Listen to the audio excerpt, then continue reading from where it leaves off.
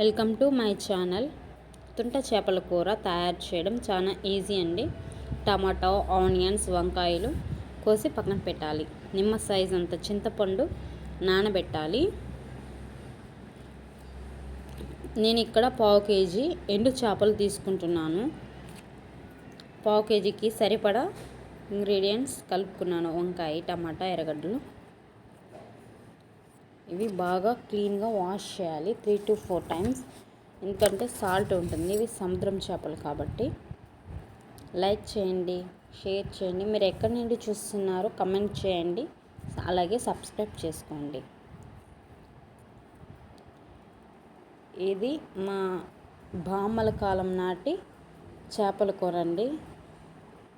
With సంగటి అయితే ఇంకా బాగుంటుంది.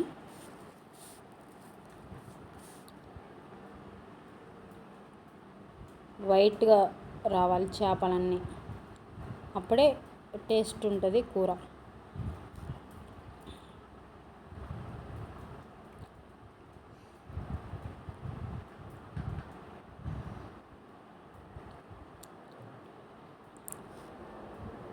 స్టవ్ వెలిగించి 1 స్పూన్ ఆయిల్, మెంతులు 1 స్పూన్ ఆవాలు,